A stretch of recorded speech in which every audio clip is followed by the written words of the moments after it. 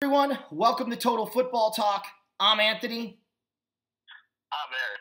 And this is the final installment before we kick off tomorrow. Tomorrow is the Super Bowl. Today is the review. Rams-Patriots coming up next.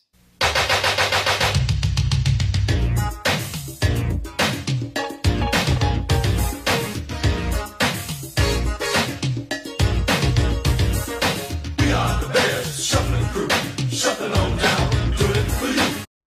Hey, hey, hey, hey, hey, hey, hey, hey, hey, hey, hey, hey, hey, hey, ram it. Do you know how to ram it? We're so bad, we know we're good, blowing your mind like we knew we would. You know we're just strutting for fun, strutting our stuff for everyone. We're not here to start no trouble. We're just here to do the Super Bowl show.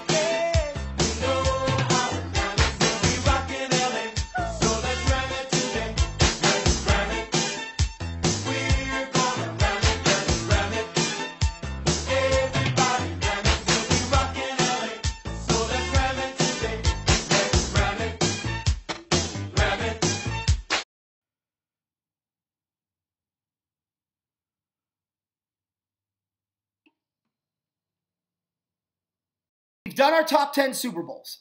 We've done our conversation and breakdown on how these two teams got there. Eric, without further ado, it's time to pick a winner. I'm going to go last because it's my boys in the Super Bowl, and I don't think it's a mystery that who I'm picking to win, okay? But the score may surprise some people. So, Eric, take it away. Anthony, I just want to ask you a question. Do you remember the score that I texted you 2 weeks ago? God, no, I don't remember. Patriots 38, Rams 7. Mic drop. Yeah. Okay. All right. You sound like the NFL Network. You go to work for them tomorrow. I gotta keep it real here, right? Yeah. Right. All right. Well, this is a fascinating matchup. I mean, we've all seen what Jared Goff has done with the Rams and taking over what he's had to, especially with Todd Gurley really not being himself. Like he hasn't been himself since he had the knee injury. And I mean, C.J. Anderson has been a godsend for the Rams. C.J. Anderson is on his third team, and I'm sure he didn't even think when he signed with the Raiders that he would even be anywhere close to a Super Bowl. And then he got released, and I mean, he tore up the Dallas Cowboys, and he's been a really good 1-2 punch for the LA Rams and giving them a new dynamic. But I think that's what the Patriots focus on, is taking away the Rams running game, which means that they want to make Jared Goff beat the Patriots, and Jared Goff can't beat the Patriots. What I really like about this Rams offense against the Patriots is that I'm not going to go on this limb and say, hey, the tight ends are going to play a huge role in this game. I'm not doing that again because I don't want to be like, oh, hey, he's going to have this great game, and then he catches one pass for 5 yards. It just set up that way against the New Orleans Saints perfectly. But I like the Brandon Cooks revenge game factor and how the Patriots are going to defend him. I believe Robert Woods is going to have a huge game for the Rams on the offensive side of the ball. And I don't want to discount Josh Reynolds because he's a really good number 3 wide receiver, but he's not Cooper Kupp. And I think Cooper Kupp adds a completely different dynamic when he's on that field, and the Rams are missing that. But they still utilize Reynolds, which is good for them. On the defensive side of the ball, while the Rams have really come into their own regarding them playing on defense, Aaron Donald, there's really not much more to say about him. We all know about Aaron Donald, what he brings. What I did see in the last couple of games is Dante Fowler feeling really, really comfortable in the Rams defense. And of course, with Tariq back there and Peters, you have a really good 1 and 2, and then you've got your safeties, over the top. With the Patriots, I mean, what more can you say about the Patriots that we haven't said the last 2 years?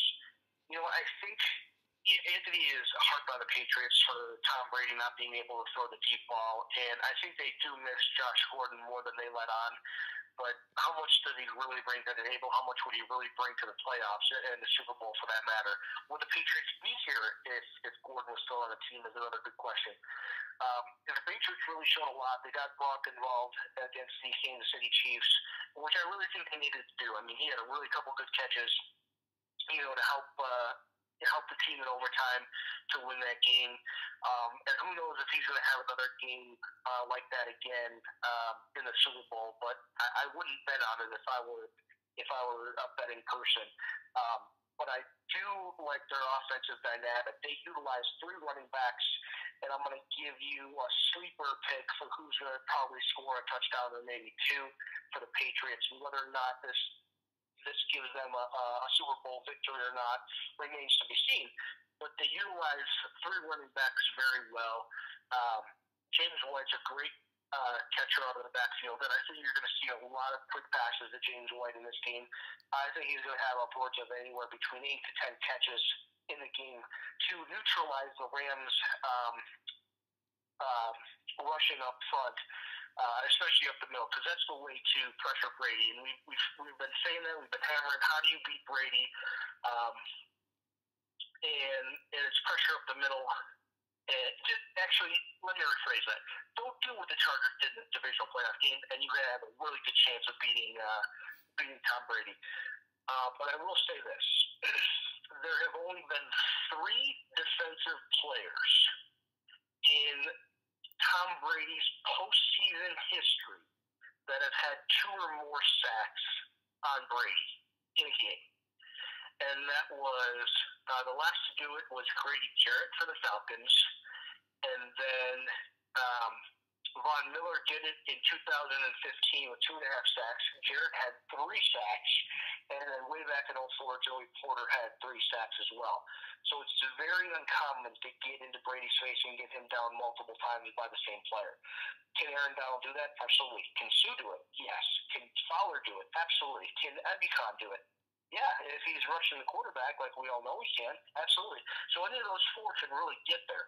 It's just a matter of who and who the Patriots really plan for. Now, their offensive line has been underratedly great the last, I want to say, 2 months of the regular season and even in the postseason, as they really have not allowed Brady to get hit. The Chiefs didn't touch him. The Chargers didn't touch him. And when you don't touch Brady, you don't make him uncomfortable. When you touch Brady, you get in his face, you make him uncomfortable. That's why I think the quick screen passes out to James White are going to be huge. But obviously they're going to, on first down, they're going to run with Michelle. They're going to put Edelman in motion to see what kind of defense is out there.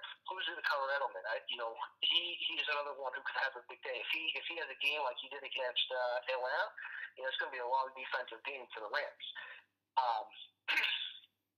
With that being said, and the Patriots have a very underrated defense. Yes, they can give up points. You can score on the Patriots defense. It's not that difficult. Dante Hightower is a beast up in the middle, but they have a lot of no-namers on defense. One guy who really has been making a name for himself after he had miserable years in Detroit is Kyle Van Noy. Watch out for him. I mean, if he can get in and disrupt any type of Jared Goff pass attempts or whatnot, that creates opportunities for an interception. But just like the same thing with Brady as well, you get in his face and you can easily get over there. You saw it with Brady to Edelman when he got picked off. His second interception, he actually threw high to Gronk on the 3rd interception, but it was called because of offside, which allowed the Patriots to continue their drive. Don't let the Patriots get into overtime because you're probably going to lose. This game won't go to overtime. I'm going to tell you that right now. Because these 2 teams are so evenly matched. The Rams have more talent on offense. The Patriots, yes, I'm going to use this phrase, they do have more experience in the postseason.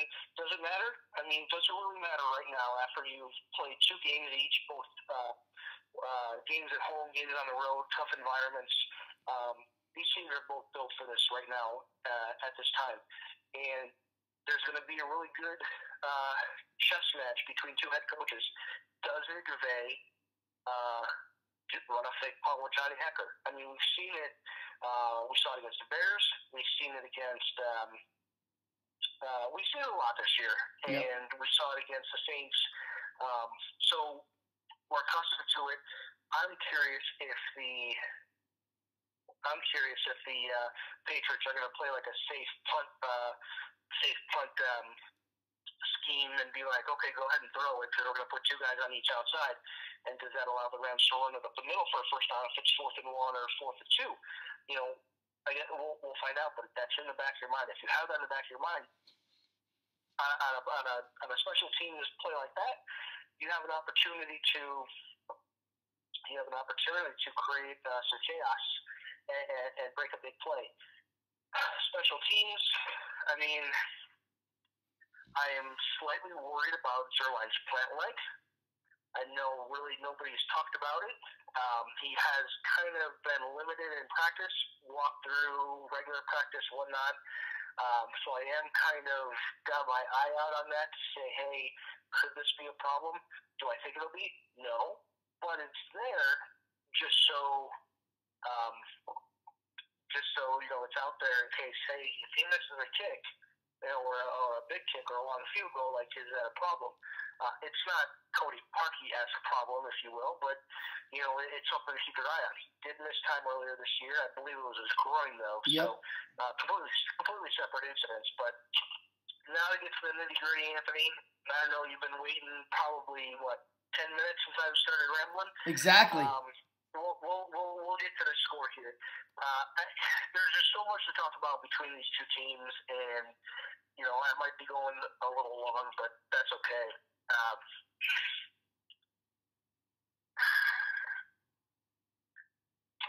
31-27 Rams. 31-27 Rams. Wow. Yep, Okay. My Super Bowl preseason pick, I stuck by them. Got to keep it going. Yep. Well, I mean, you're here now, right? I mean, put your money where your mouth is. Look, the experience thing, it worries me, but it doesn't. I mean, the Eagles had no postseason experience, Super Bowl experience last year, and they absolutely outperformed New England outperformed New England's defense every step of the way offensively. You said that the offensive line has played great over the last few months. At Miami, at Pittsburgh, home against Buffalo, home against New York, home against the Chargers, home at Kansas City. None of those teams have defensive tackles like the Rams do. None of them. Not even close. Who's the Patriots center? That's what I thought. Sanders? What is it? You said that with confidence, and I'm joking. Who's their guard? Well, it used to be what's-his-face. Thank you. That's my point. And you think what's-his-face and some other guy that you just said is going to block Aaron Donald and Ndamukong Suh?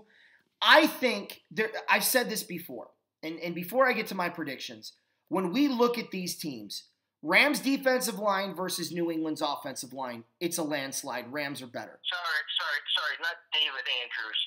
Sorry, not Shane Andrews, David Andrews. I got the last name right at least. You did. There you go. You've got Sue, Donald, Brockers, and Fowler. Checkmate. Rams are way better on defensive line than they are on offensive line.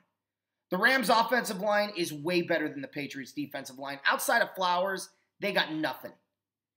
The Patriots' linebackers are slow, they're old, and they're inconsistent. Their corners outside of Gilmore don't scare anybody. On offense, their tight end is great, but he's old and he's slow. Watching him run a 40 is like watching an old person in a walker at Walmart.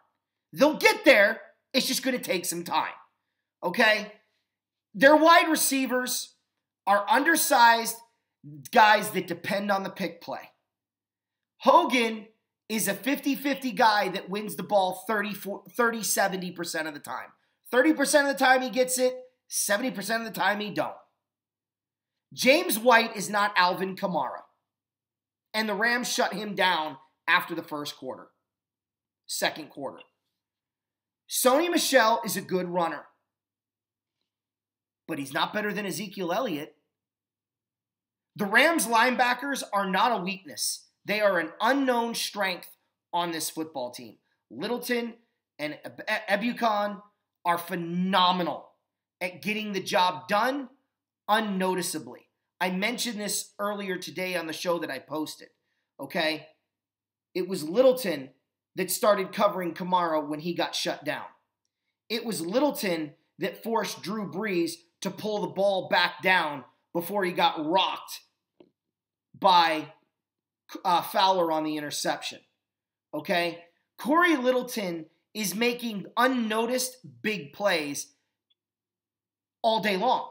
Now you go to the opposite side of the ball. The Rams got talent at wide receiver. Their tight ends are underrated. Their running game concerns me if Gurley isn't healthy. But their quarterback, I'm going to say it, and people are going to laugh at me, okay? And I said this today too. Historically, here's Tom Brady, and Jared Goff isn't even on the same playing field. But this year, Jared Goff is a better quarterback. I'm sorry. Jared Goff is a better quarterback than Tom Brady this season. And fortunately for Tom Brady, or for, I should say, Jared Goff, he's not playing against the 2007 Tom Brady. He's not playing against the 2015 Tom Brady. He's not playing against the 2008 Tom Brady, the 2005 Tom Brady. He's playing against this year's Tom Brady. Coaching, I'll give the advantage to New England. But I will tell you right now, there's one coach that's given him a hard time throughout his career, and that's Wade Phillips, and he's on our sideline. And when he was in Denver, New England had a real hard time with him. So when I look at this game, there's a lot of elements that I'm looking at. But I think the biggest thing is when you disrespect a football team, as the Rams have been this Super Bowl week, and you tell somebody as talented as the Rams that they don't stand a chance, and when you say, I don't know if Aaron Donald can get to Tom Brady, oh man, you just put a bullseye on Tom Brady's chest. I don't think Aaron Donald's going to be stopped by the 72 Dolphins offensive line this week. I really don't. So let me get you down, and I'll break this down exactly the way I see it. See, I think New England's going to win the coin toss. Or the Rams are going to win the coin toss, I should say. I think the Rams are going to defer because they're going to want the ball in the second half. New England's going to take the ball, and they're going to go 3 and out. They're going to punt, and the Rams are going to go right up the field. If it's 4th and 2, and it might be, I think the Rams are going to test Zerline's leg to see if he's fully back or not. He's going to make it, and it's going to be 3-0 Rams. They're going to kick off to New England, and New England's going to go 3 and out. Maybe a sack. I don't know. The Rams are going to get the ball, and they're going to go up the field, and they're going to score a touchdown, and it's 10-0 after 1. Now, in the second quarter, New England's going to march up the field, and they're going to kick a field goal, and people are going to be like, okay, New England settled down. This is when Tom Brady's going to start his thing. They're going to kick off to the Rams, and the Rams are going to go up the field, and they're going to score a touchdown. Then they're going to kick off to New England, and Tom Brady's going to make his first mistake. Maybe it's a fumble. Maybe it's a pick. I don't know. But the Rams get the football, and they score a touchdown, and it's 24-3 at halftime. And people are going to be like, whoa, who saw this coming? What's going on? And you're going to hear people go, but remember the Falcons, and with good reason. The Rams are going to get the ball to start the second half. Okay? They're going to go up the field, but they're not going to score. New England's going to get the ball. They're going to go up the field, and they're going to make it 24-10. Then the Rams are going to go up the field. Sorry, I was right the first time. The Rams are going to go up the field and score and make it 31-3. And people are going to be like, oh my God, this is going to be a blowout. Tom Brady and the Patriots will drive up the field, score a touchdown, make it 24-10. They're going to stop the Rams. They're going to get the ball, and Tom Brady's going to go up the field, and he's going to make it 31-17. And all of a sudden, people are going to be like, see, Tom Brady, Atlanta, here they come. The Rams are going to go up the field, and they're going to make it 38-17. Then Tom Brady's going to make his second mistake of the game. Maybe a second pick, maybe a second fumble, maybe a blocked field goal. Because Tom Brady threw a really bad pass that should have been intercepted, and they have to punt, and the kick ends up getting blocked. And the Rams are going to score another touchdown, and they're going to go up 45-17. And then they're going to kick off to New England. They're not going to move the ball. and the Rams are going to run out the clock and win the game. I'm saying it right now. I don't know how New England wins this game. I'm watching the old highlights to the 1989 NBA Finals between the Pistons and the Lakers.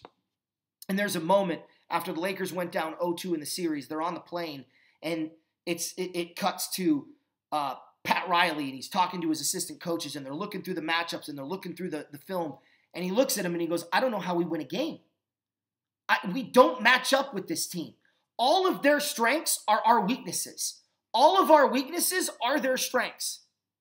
I believe Bill Belichick on the plane ride from New England to Atlanta, they looked at this matchup and he went, oh my God. Oh my God. We suck at stopping pressure up the middle against really good defensive tackles. That's the Rams' strength. Dante Fowler wreaked havoc on the New England Patriots last year and this year in both the games he played against them. Now he's in LA. New England doesn't do well with fast, quick linebackers. Well, that's what the Rams have. And they don't do well against press coverage with competent corners. Well, again, that's what the Rams have. They don't do well against balanced offenses who can run the ball. The Rams are better than Detroit. And they're better than Detroit all the way around. Quarterback, running back, you name it. I think Bill Belichick knows he's in real trouble. I don't know how New England wins this game. I really don't. You're not going to sit here and tell me Tom Brady by himself is going to will New England to a victory. And the matchups are so overwhelmingly lopsided, I don't see how New England stands a chance. And I'm not saying this as a homer. I really don't know where New England matches up here. Jared Goff will be your Super Bowl MVP. I'm going to throw some numbers out there. He may not get here, but I'm getting this feeling. I think Jared Goff goes 22 of 33 for 356 yards, 3 touchdowns, and no picks. No, I didn't play Madden today, and that's what happened. It's just a gut feeling. Yeah, you just took my comment right out of my mouth. I know you, Eric. I've known you too well. And then Anthony shut off his PlayStation 4. I'm telling you, he's going to be the MVP of this Super Bowl because I agree with you. Bill Belichick is going to say, okay, Jared's going to have to beat us. There's a problem here. Jared Goff can beat you, and he can beat you badly. Just ask Minnesota. Just ask Kansas City. Just ask Dallas. Or not Dallas, but Seattle. Just ask at least 11 of the 13 teams we played this year. You don't want to grab that brand by the horn because he's going to hurt. So, I don't know, Eric. I'm pretty confident. I mean, I'm not even like sitting here going, man, I can't wait for this game. Let's go. To me, it's a formality. Because, again, I think of the Pat Riley analogy. I really believe Belichick's looking at this thing going, we're in trouble. We need a lot of things to go our way if we're going to win this game. Everyone keeps saying the Rams have to play the perfect game to win. I think it's the opposite. I think New England needs to play the perfect game to win. Because I know one thing, Jared Goff is going to go out there and be like, oh, that's really cool. All right, Cooks, here you go. Woods, here you go. Higbee, let's get you a touchdown. You're my best friend, or one of my BFFs. You, Todd, and Cooper. And Brandon. Like, the moment's not too big for him. He's proved that every step of the way. And I really believe, forever, that game against the Chargers in Week 3, I think that really was for the Rams something bigger than people understand. And may have just been the game that really prepped them for this type of environment. I don't know what the hoopla was like in LA. I'm not pretending like it's anything as big as the Super Bowl. But when you're disrespected like the Rams have been this week, when you've been discredited like the Rams were after they won the championship game, they got something to prove. And Aaron Donald, don't tell him you're not sure if he can do something. Because he'll do it. Times 10. So. I'm gonna throw 2 stats out at you. One is that in 2 games, the Rams have allowed only 93 yards rushing for a 2.2 yards per attempt average. But the place where the Patriots are going to take advantage of the Rams' deficiency is in the slot, where the Rams are the worst team at covering the slot and give up 9.6 yards per catch. That favors Julian Edelman quite a bit. So I see a lot of back and forth. I don't see a blowout in this game.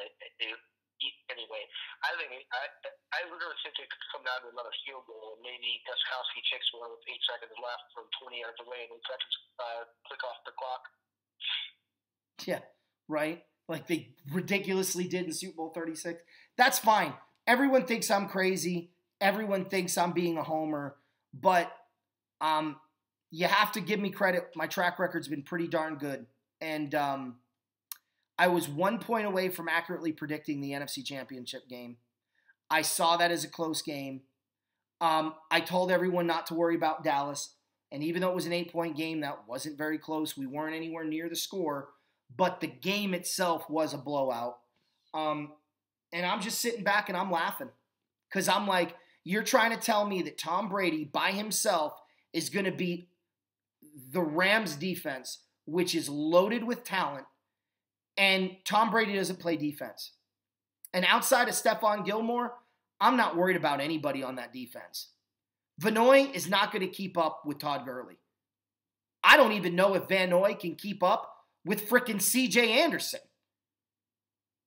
And I'm sitting there going, okay, well, no one in your secondary scares me. No one in your linebacking core scares me. And I think Whitworth can handle Flowers. So how exactly are you going to force us to punt, let alone stop us? I'm very curious. I'm confident, man. I'm telling you. I don't even think I was this confident for Super Bowl 34, and I was pretty confident. So time will tell, but I think he is going to be the Super Bowl MVP. JG16, Jared Goff. I don't know if the score is going to be 45-17, but it's a pretty specific breakdown. LT, you know I've been calling this score for the last 2 weeks when we've been talking on the phone. I've tried to find ways to make that score closer. The Patriots don't have an advantage anywhere. Your slot argument's a great one, except Julian Edelman's probably going to be shadowed by Aqib Talib. So, if you're expecting Nickel Roby-Coleman to be covering Julian Edelman in the slot, you might be disappointed. And even if he is, the one thing the Rams don't do is they don't get picked very easily. It's not they don't get picked, because they certainly have in this year. But if they decide to send Roby-Coleman off the edge instead of covering, that pick play is going to become very uneventful for New England. What gets me is that for 2 weeks in a row, Aaron Donald was not heard from.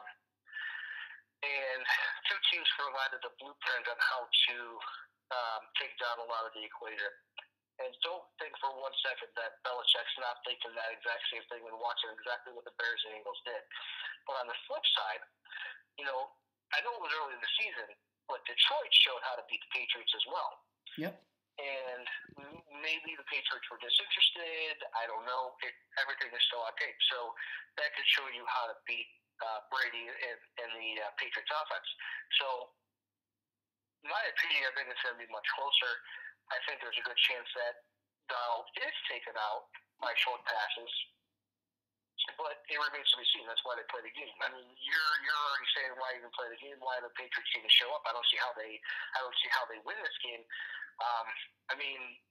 Listen, Monday, Tuesday, Wednesday, I don't want to hear you crying about how the Patriots won if they win. Hey, dude, look, I said this once before. Just getting here was a heck of a year.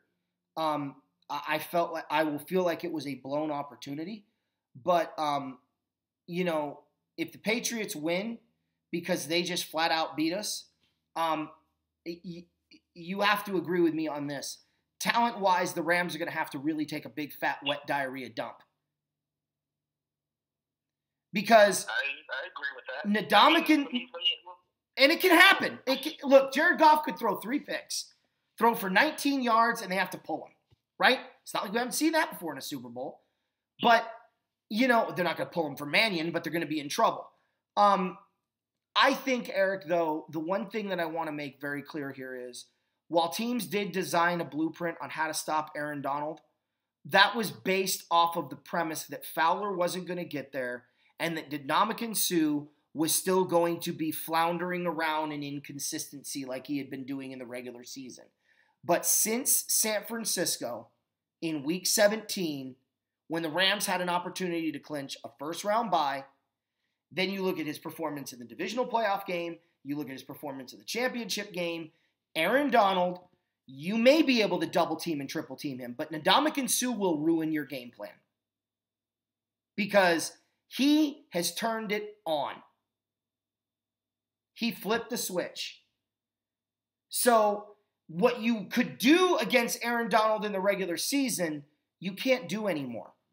Because you still have to account for that big beast of a man in the middle from Nebraska.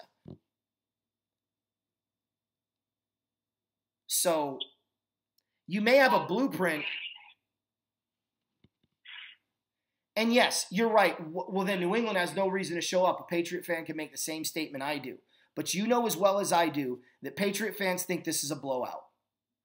You know as well as I do that the media is not giving the Rams a real chance to win this game. They may say the right things, but you know from the way they covered it the last 2 weeks how they feel about this matchup.